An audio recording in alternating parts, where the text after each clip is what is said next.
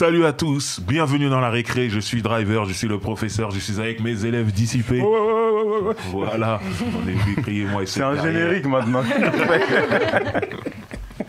Bon, je vais commencer par l'inviter cette fois-ci avant de faire l'appel de mes élèves. Nous avons un élève qui nous vient d'une autre école, d'une autre région, d'un endroit où le soleil se lève plus tôt et reste plus longtemps que chez nous à Paris. Ouais. Et j'en suis jaloux. D'un endroit où on peut voir l'horizon. D'un endroit où on peut voir la mer. D'un endroit où, à un certain moment de l'année, on peut même croiser des superstars nationales et internationales du cinéma.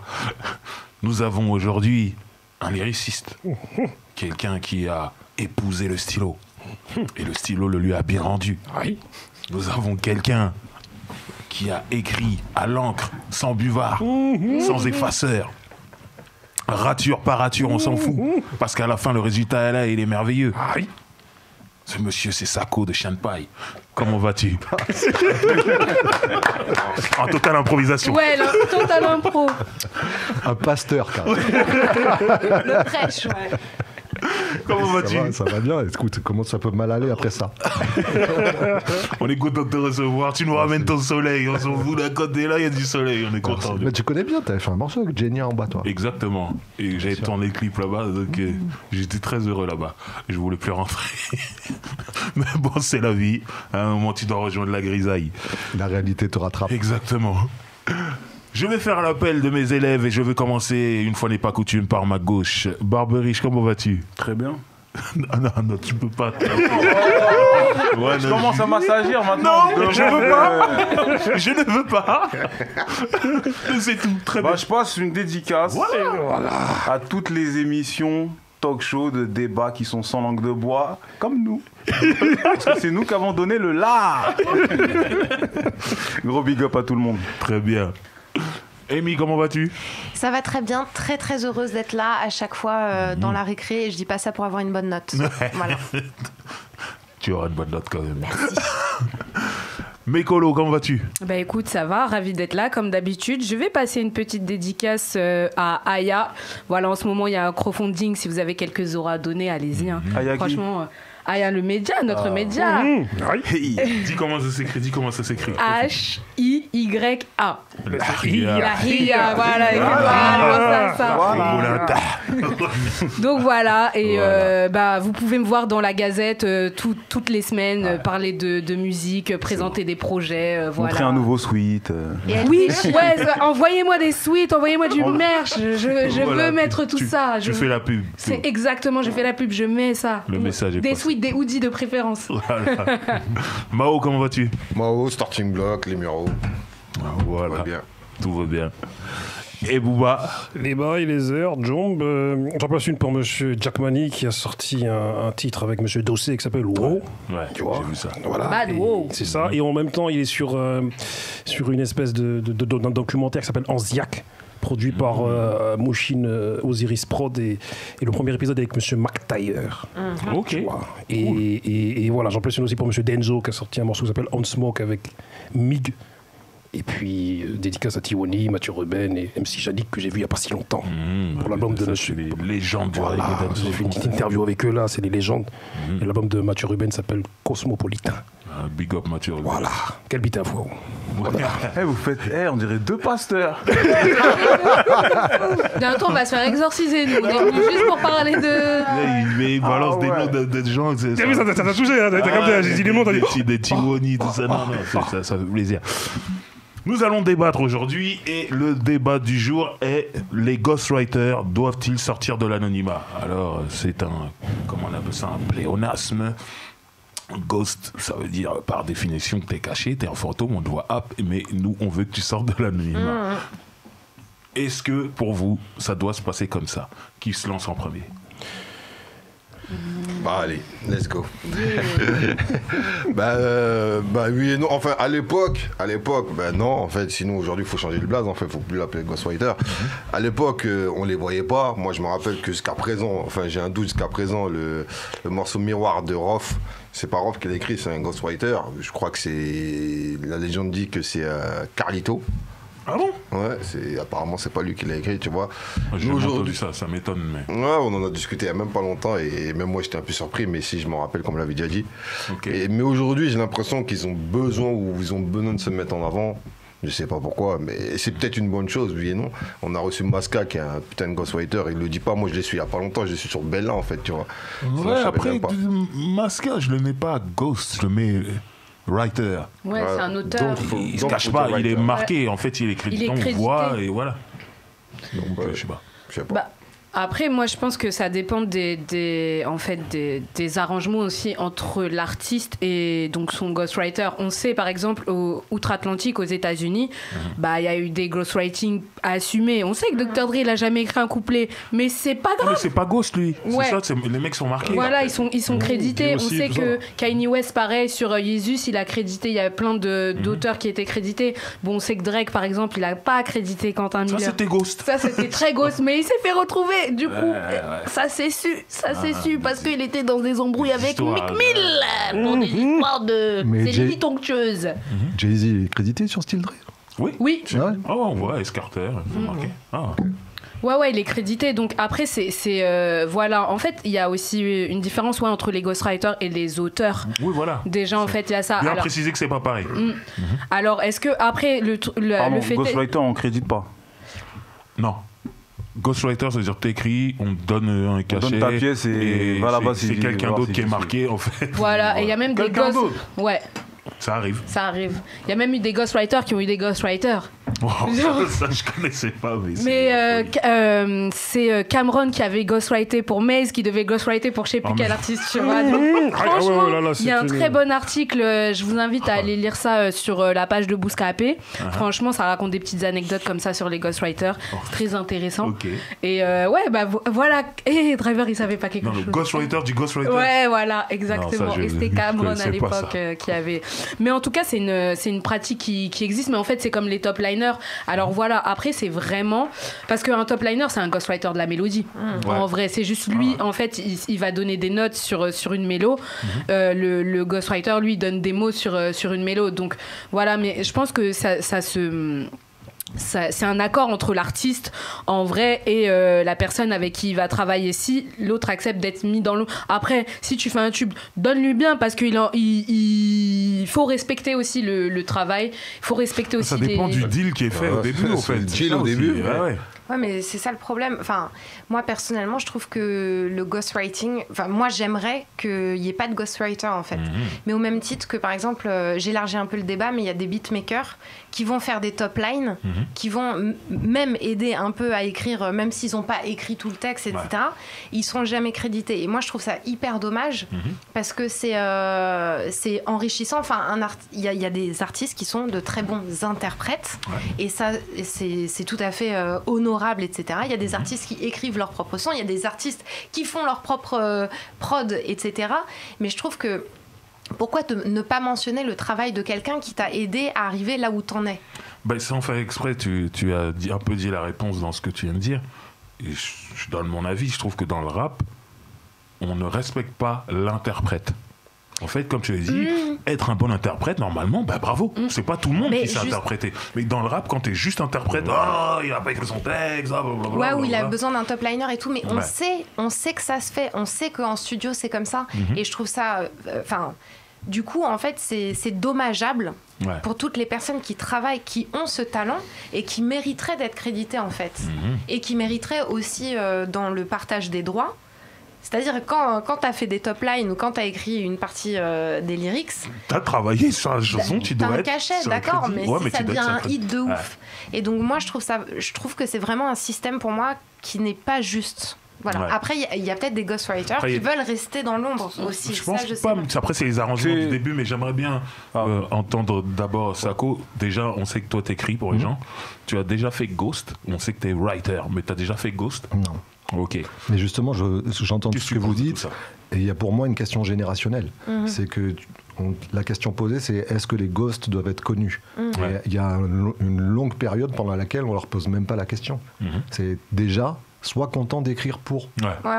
Moi, il m'a déjà été donné l'occasion d'écrire pour de gros artistes, par exemple Florent Pagny, où on m'a dit, ok, t'écris le texte, si ça lui plaît, tu cèdes 100% des droits.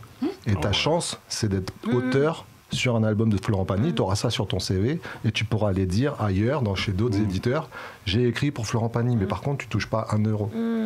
J'ai eu la chance d'être en édition à la Cosca, d'avoir eu Aïcha Fradion, la femme d'Akhenaton. Excuse-moi de te couper avant. Éditrice. Regarde bien ce que tu allais nous dire, mais il faut que tu ailles au bout de cette histoire de Florent Pagny. T'as accepté ou pas? Non, j'ai pas accepté, bien sûr. J'ai peur. Vas-y, continue. Il accepte pas d'être ghost. Non, de céder tous tes droits. Céder tous tes droits, les 100% des droits. C'est-à-dire que tu écris une chanson pour le mec, mais rien du tout. Et en plus, tu dois lui dire merci de prendre la chanson. Bah non, poteau. Enfin, non, pas moi, quoi. Donc tu nous disais, Aïcha. Et en fait, on a travaillé sur l'album de Julie Zenati en 2006, qui s'appelait La Boîte de Pandore. Je me souviens très bien. Il y avait donc MC Solar comme auteur, Shuriken, Akhenaton et moi. Et moi, j'avais 3 titres plus un featuring dans l'album. Et l'éditrice de Julie Zenati, moi je l'ai appris par la suite, demande à la Cosca, ok pour les accords, mais lui, il va falloir qu'il cède des droits. Et pourquoi toi? Parce que pour eux, j'étais pas connu autant que les autres. J'avais pas la même renommée. Et heureusement que j'avais Aïcha Fradion comme éditrice parce qu'elle a rien cédé et j'ai pu toucher ce que j'avais à toucher. Et elle a le gros de la négo entre guillemets, si on la résume en 3 lignes pour pas faire trop long, c'était soit vous le prenez, vous lui donnez ce qu'il faut lui donner, soit on refuse l'utilisation de tous les textes. T'avais combien de textes déjà, rappelle-le? Moi j'en avais 4, Chill il en avait 2 et Shuriken je crois qu'il en avait. Ah ouais, donc Aïcha Fradion a mis tout en balance, c'est-à-dire Shuriken, Akhenaton et toi. En gros c'était ça, soit elle me donne, soit le deal me donne ce que je dois avoir, soit elle refuse qu'aucun texte soit utilisé. C'est ce bras de fer. C'est une très bonne pression, c'est bien. Voilà. Et ça a marché. Mais tous les éditeurs ne font pas ça. C'est clair. Je parle de la démarche de Aïcha comme de la démarche des autres éditeurs. Mais moi qui ai pu, après, à partir de 2006, mettre le pied dans ce monde-là de parolier, tu te rends compte que c'est une mafia où le racket sur les jeunes auteurs, il est ultra présent. Ultra présent. Pour avoir écrit pour Yannick Noah à l'époque où c'était le grand Yannick Noah, même Akabi, son éditeur c'était Robert Goldman. On balance le nom ici. Bah attends, tu m'as dit que oui, dis les termes. Dis les termes. Je suis d'accord avec ça. Pas de langue de bois. Super. Non mais c'est important que tu le dises. Bien sûr. Super important parce que tu vois, il y a trop de carottes. Donc bien sûr, il faut pas y aller la fleur au fusil en fait. Ce que tu fournis comme travail. Certes, ça va être valorisé par l'interprète, comme le disait Amy tout à l'heure. Peut-être mieux que toi-même, si tu es artiste, tu ne pourrais le faire. Mais malgré tout, tout travail mérite salaire, à tout âge, à tout niveau de notoriété. C'est juste normal. Tu peux parler de Yannick Noah. Pour Yannick Noah, on a voulu aussi te prendre tes droits. Non, c'était que pas d'accord éditoriaux, mais le deal éditorial, c'était de dire quoi que tu écrives pour Yannick Noah, c'est tout pour lui. Oui, lui, il n'était même pas au courant, tu vois, c'est son éditeur. Mais en gros, c'est non, à ce moment-là, je joue pas le jeu, quoi. Du coup, t'as pas écrit. Mais il y en a plein qui le font. Oui, s'il propose ça, c'est qu'il y en a qui acceptent. Mais le truc, c'est un système qui s'auto-entretient, en fait. Parce qu'à un moment donné, tu te dis, et pourquoi pas, je cède sur un titre, mais comme le disait Amy tout à l'heure, je cède, je vais prendre une prime à l'écriture. C'est ça que j'allais. Moi, c'est là que je voulais en venir. Parce qu'on est là en train de dire non, faut pas le faire et tout.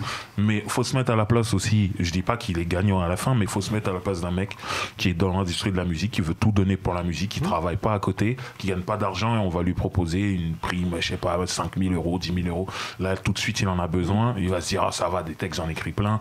Je vais céder ce texte-là, je vais pas toucher de droit, mais là, tout de suite, on va me donner 5 000 ou 10 000 et ça va bien m'aider dans ma vie de maintenant. Je pense que c'est sur ça que ces éditeurs jouent. Exactement. Est-ce qu'on peut reprocher à quelqu'un qui a besoin d'argent tout de suite? Moi, on peut pas. La question se pose. Non, On peut pas reprocher à voir- quelqu'un qui a besoin d'argent. C'est eux qui proposent ce deal en sachant qu'ils vont profiter de la faiblesse de quelqu'un à ce Exactement. moment-là. Ah non, mais ça c'est C'est clair, exactement on n'est ça. pas d'accord avec ça, C'est mais exactement ça, le sujet. le monde est injuste. Hein. Oui, Je oui, l'apprends à mais personne. Non, mais c'est on peut injuste. pas reprocher à une C'est personne injuste. de vouloir manger en fait. Ouais. Si t'es C'est jeune, ça, parce que si t'as s'il y a- 18 ans, t'es un jeune écrivain et bam, t'as écrit, je sais pas, tu débutes par exemple dans le rap et ta plume, elle a plu aujourd'hui, je sais pas, à Vianney ou un truc comme ça. Genre, tu te dis, ouais, c'est un gros artiste français quand même, et t'as que 18 ans. En plus, t'es même pas armé pour ces trucs-là. C'est que Ils là, disent, en est on te même donne pas- 10 000 euros. Voilà, on pour n'est même pas à savoir le calibre de l'artiste. Non, Ouais. c'est On la donne somme. 5 000 ou C'est la 10 000 somme qu'on euros. donne, ouais. Bah, Toi, t'es au RSA. moi, tu donnes à tout pour la 18 ans, musique. on m'aurait proposé ça, j'aurais dit bah oui, bien C'est ça. sûr que oui, C'est je ça, les c'est prends, là tu le vois. problème. Alors j'aurais pas eu peut-être les armes et la capacité parce que je viens d'être projetée dans ce truc. Enfin, je m'identifie, mais pas du tout. Moi, j'écris rien du tout, à part des chroniques. Mais on te projette du coup là-dedans. Tu connais rien, t'es jeune, donc ce qui est chiant, pardon de m'exprimer comme ça, mais c'est plus que des gens qui sont déjà âgés, qui profitent en fait de la naïveté et du besoin des autres personnes, alors que tu sais très bien, ok, tu vas lui donner 10 000 euros là sur le coup, très bien, mais tu sais la valeur ajoutée après en fait, ces 10 000 euros si quelqu'un il dit oui t'inquiète je te donne 10 000 euros direct, ça veut dire il peut t'en donner 100 000, s'il regarde pas c'est qu'il te donne de l'argent de poche. Oui, mais Mais- sauf que toi, t'es en galère, tu dis 10 000, Bien c'est énorme. sûr, mais c'est pas celui qui prend qu'il faut blâmer en Bien fait, sûr. parce que lui C'est pour ça que je dis ça. il fait que ce qu'il a à faire en fait. Mais malheureusement, tu peux pas blâmer celui qui donne de cette façon-là aussi, Bien parce sûr. que c'est du business. Ça marche. Du business. Ouais, c'est Ah pas ouais, on mais n'est pas bon. dans le mécénat non C'est plus. ça. Oui, bien évidemment. Et ça fonctionne comme ça aussi. Donc Mais- c'est bien rodé déjà. Mais ça, tu vois, cette phrase-là, ça fonctionne comme ça, elle fait du mal en vrai. Bien sûr, bien sûr. Parce que, ok, ça fonctionne comme ça, bon ben j'accepte, allez, je m'épile et je me tourne. Mais non. Si à un moment donné, s'il n'y a pas une personne, 2 personnes, 3 personnes qui disent non, Ouais. comme ça a été Voilà, le cas, tu vois, On continue. tu peux pas renverser la. Il faut des game Il a changers. raison. Amy. L'autre Ah truc en plus que je trouve hyper regrettable, au-delà de l'aspect financier du business, parce que du coup c'est peut-être qu'une question d'ego, mais par exemple quand on regarde, on va dans les Wikipédia des artistes américains, on regarde l'album et tu vas voir qu'à la prod ils sont 15 000, à l'écriture ils sont 15 000 et je kiffe tel morceau de tel artiste. Et je vais regarder, je fais quoi ? Il y a telle personne qui a écrit, il y a elle, mais elle, je kiffe, et c'est pour ça que je kiffe le morceau, etc. Et en fait, pour moi, c'est une valeur ajoutée à un artiste. Bien sûr. Par exemple, il y a un artiste, bon, je sais pas trop, je kiffe pas. Je regarde les crédits et je vois qu'il a bossé avec tel mec ou telle meuf en top line, qu'il y a tel auteur, etc. Ça peut donner, au lieu d'enlever à l'artiste, parce que je pense que c'est ça dont les artistes ont peur, c'est-à-dire il faut croire que je fais tout seul et que je suis hyper talentueux et que tout ça, je l'ai fait moi-même. Alors qu'en fait, en vrai, ça peut lui donner de la force de montrer qu'il a bossé avec telle et telle personne parce que Bien cette sûr. personne a bossé. Enfin, Bien je sûr, trouve bien qu'en sûr. fait, c'est sans même parler d'oseille. Hein, je trouve Ouais. que c'est dommage de pas dire avec qui tu travailles parce que ça peut te mettre en avant. C'est aussi. une question d'oseille, ouais. Moi, je peux. C'est ça le truc. En fait, moi déjà, l'élaboration d'un morceau, pour moi, c'est un travail d'équipe. Déjà. Surtout aujourd'hui, avec toutes les équipes qu'il y a autour des artistes. Et pour moi, le fait de ne pas citer ou créditer toutes les personnes qui ont contribué à la naissance de ce titre, bah pour moi, c'est déjà un manque de respect. Ouais. Total. C'est-à-dire que c'est. Pour moi, je trouve ça méprisant. C'est-à-dire qu'un mec qui a pris le temps d'être en studio ou chez lui, d'écrire, de se prendre la tête, d'essayer de rentrer dans ton univers. Ils sont pas là-dedans, les gens. Ouais, non, enfin, mais, ils sont... non, mais c'est pour ça que pour Faut moi. prendre l'argent en fait. Ouais, mais- L'argent que tu peux générer, ils te le prennent. Et, C'est ça, le truc. et du coup, tu vois, c'est pour ça que pour moi, ils doivent sortir de l'anonymat pour qu'on sorte du piège dans lequel on est, dans lequel ils sont actuellement, et aussi pour éviter les carottes. Parce que là, ce que tu disais, c'est qu'il y a des gens, comme tu dis, ils se font de l'argent sur le dos de gens Talentueux. talentueux, Qui ont le talent. et qui à un moment donné ne sont pas armés, n'ont pas les contacts, n'ont pas la force de combattre ce système. Et Non, pas l'argent surtout. tu vois, et on parle des ghostwriters. Si t'as déjà de l'argent en fait, Ouais, quand c'est je dis ça, de l'argent, je te ça. dis pas être millionnaire, mais t'as ton petit rythme de vie et tout, machin, et tu sais que si tu refuses ce Oui, deal-là, oui. tu peux vivre, ça change tout. Oui. Mais il y a beaucoup de gens qui se lancent dans la musique, ils ont rien à Ouais, côté. ouais, c'est clair. Parce Ils que les acceptent ça. beatmakers aussi, ils vivent ça. Mais bien Moi, sûr. je sais que je connais beaucoup de beatmakers ou de top liners Ça le met sur Twitter qui à font toute des patate. top, des top lines pour. Non, aujourd'hui, il y a des gros producteurs. Ouais. Ils se font des équipes, ils se font des groupes WhatsApp où il y a des équipes. Ils prennent des petits top liners en disant ouais, t'as vu, il y a tel gros producteur qui fait un morceau pour, je sais pas moi, Vita. Voilà. Là, ils sont moins 10 à envoyer des trucs. Le mec, il choisit la meilleure... Non, il propose des top lines. Même pas que ça se passe comme ça. Il y a l'artiste qui choisit tel top line. Et pareil, comme tu disais Sako tout à l'heure, ce que tu gagnes, c'est des clopinettes. Et juste le fait de dire, hey, tu sais quoi, dans ton CV, tu as marqué que... On a ton écriture dans le... Booba. Moi, je suis énervé là. Ça m'a énervé. Je suis très énervé là. Non, moi, je suis pour que les ghostwriters disent les bails. Que vous sortiez de l'ombre.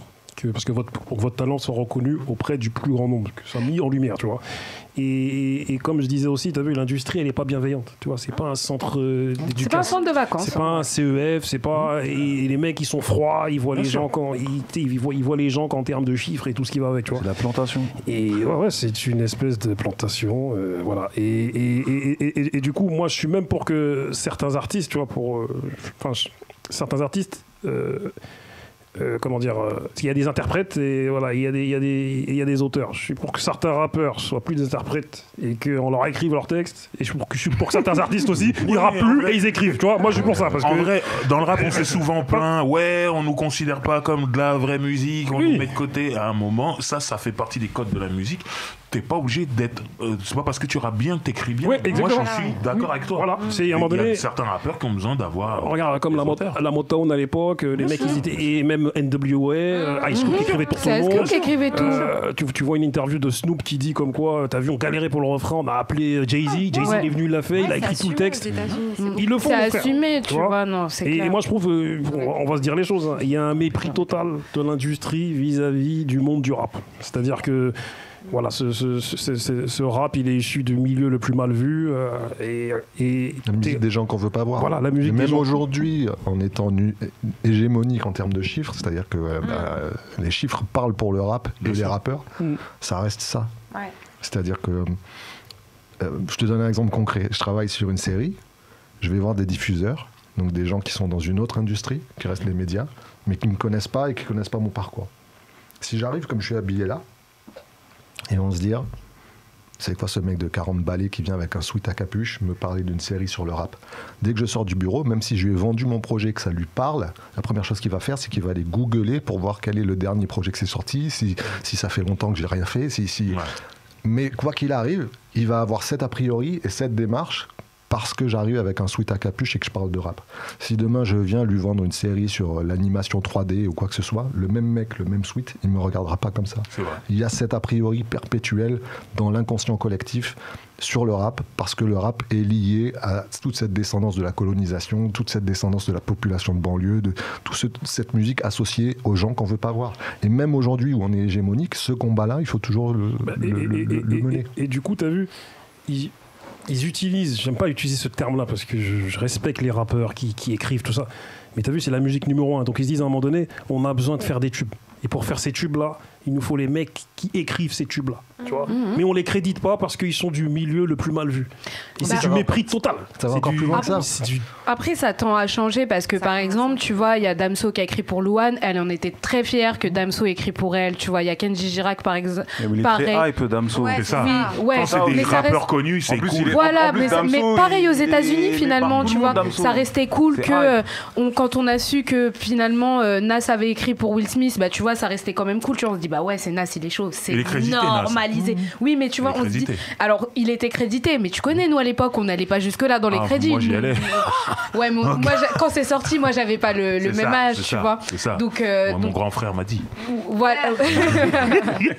Voilà, exactement. Le grand frère de mon grand frère m'a dit. Mais tu vois, en fait, je pense que quand c'est des gros artistes, c'est voilà, il n'y a pas de honte à dire que. Que Jay-Z a écrit pour Dre, que machin. Ça revient à ce que je disais, c'est des questions d'argent en fait. Ouais, voilà. Ces mecs-là, de statut. Jay-Z, voilà. tout ça, leur nom, il est cool, tu dis leur nom, c'est bien, mais surtout, eux, tu peux pas leur faire à l'envers, je prends tous tes droits, ils vont dire qu'est-ce que tu racontes. Ils ont déjà de l'argent, ils ont toute une équipe derrière. C'est pour ça qu'on voit que par exemple, Drake n'avait pas crédité Quentin Miller. Sur Julie Zenati, ce qu'ils ont voulu lui faire, ils ont pas voulu le faire à Akhenaton ou à Shuriken, que toi. C'est injuste. Donc c'est ça le truc. C'est aussi, oui, le poids que t'as, ça c'est vrai que c'est assez très clairement c'est injuste. Et t'as vu, pour finir avec mon énervement et mon indignation, c'est du racisme systémique et social, je veux dire culturel et tout ce qu'on veut.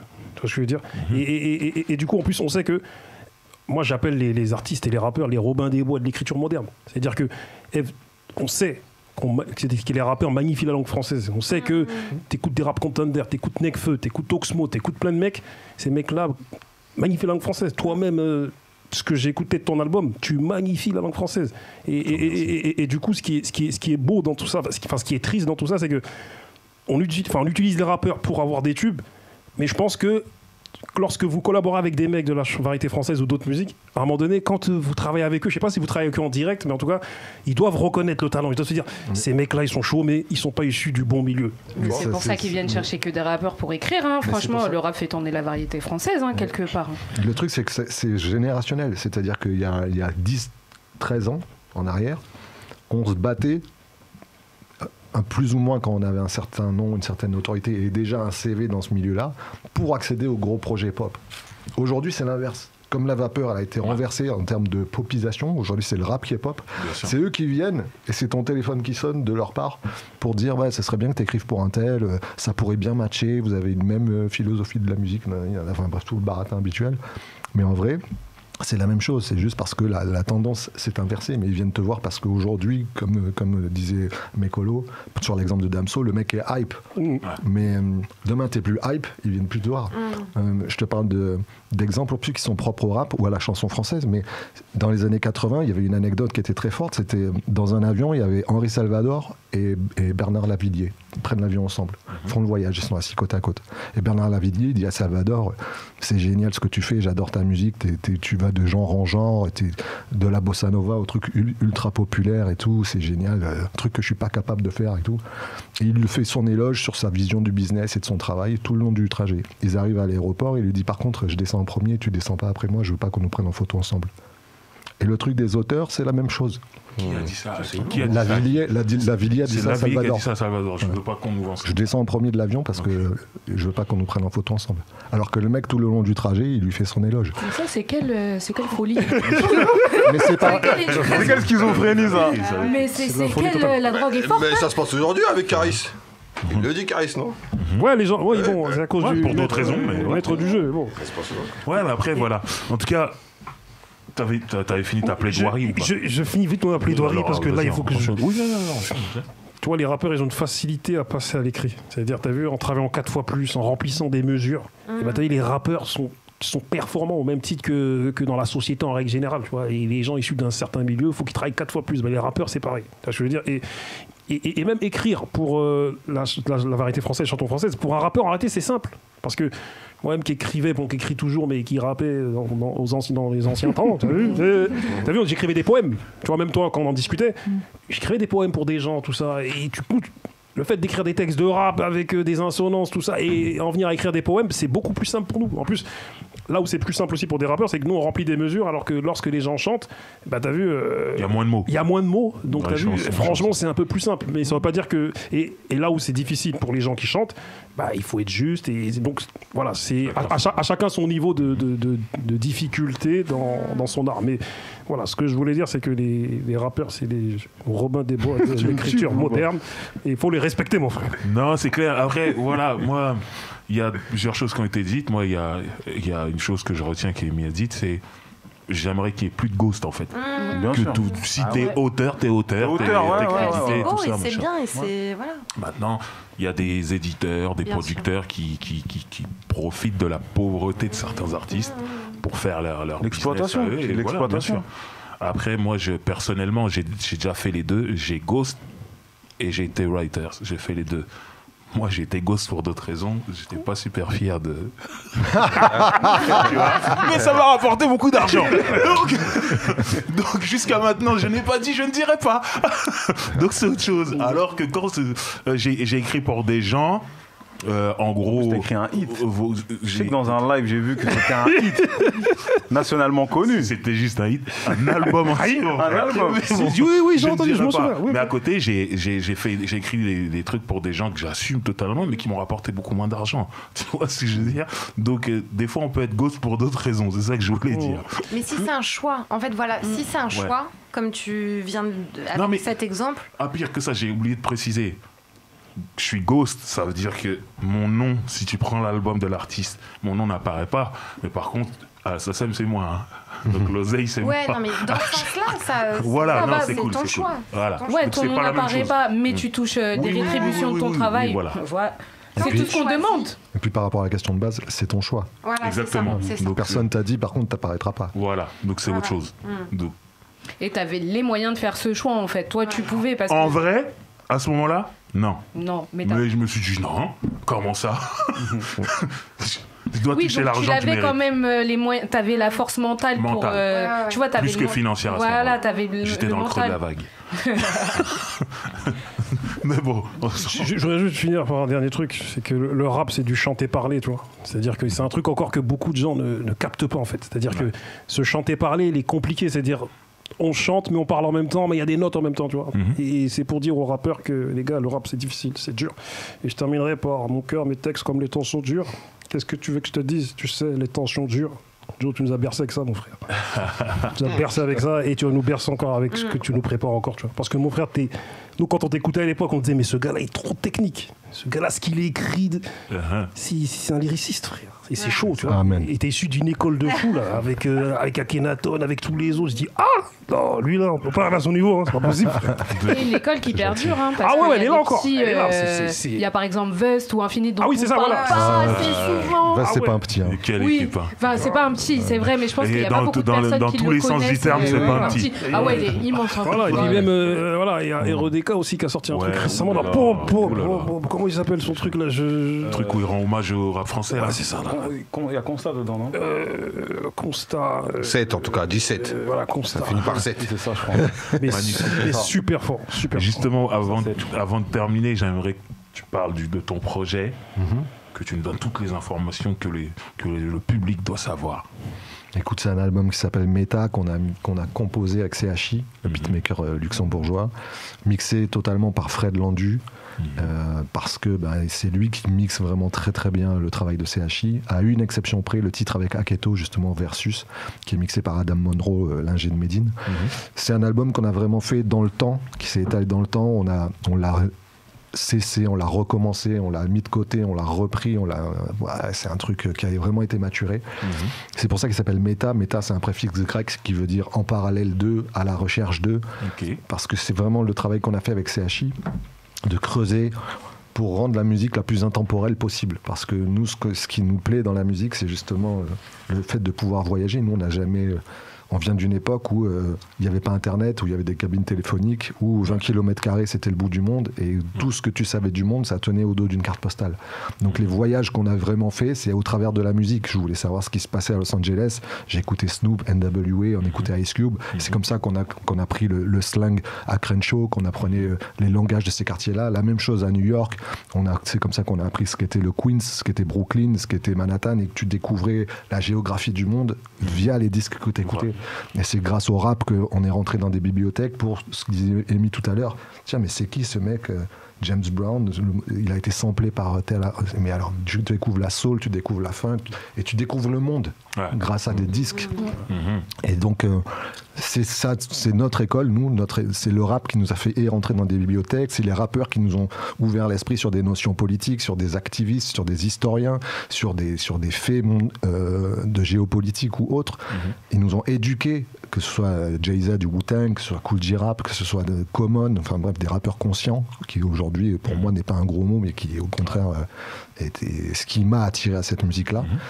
Et donc, on a voulu rendre ça, nous, dans notre musique, à savoir fouiller, rendre au rap via ce truc-là, ce savoir-faire-là qui nous a permis d'acquérir la même chose, quoi. Donc on a 10 titres en featuring avec donc Vust, justement, Youssoupha, Akhenaton, Aketo et la chanteuse Angoune, parce que j'avais écrit pour elle il y a des années et que quand j'ai écrit ce titre-là, c'était sa voix à elle que j'entendais dessus.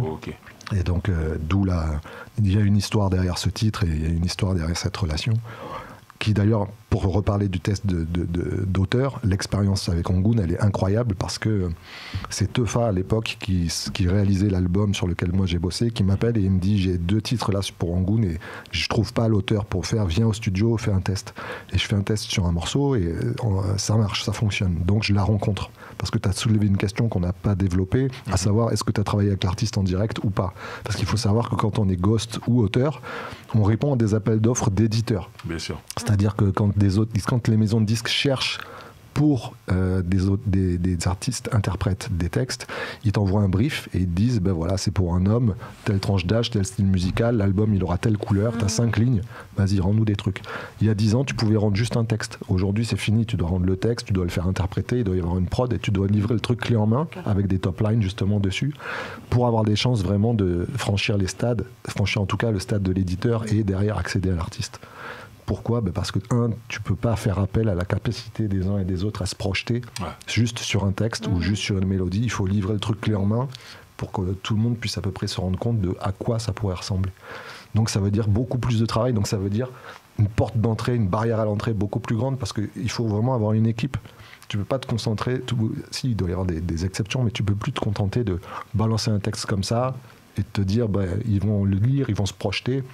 Tu vois, moi quand j'ai commencé en 2006, on était en tournée avec la Cosca et Akhenaton dans le bus de tournée me dit à la fin de la tournée il faut que tu me rendes des textes parce que j'ai plein de commandes pour des éditeurs de chansons françaises. Je dis mais moi j'ai jamais fait ça. Il me dit c'est simple, t'écris des poèmes et tu sais que c'est pour une femme, c'est tout.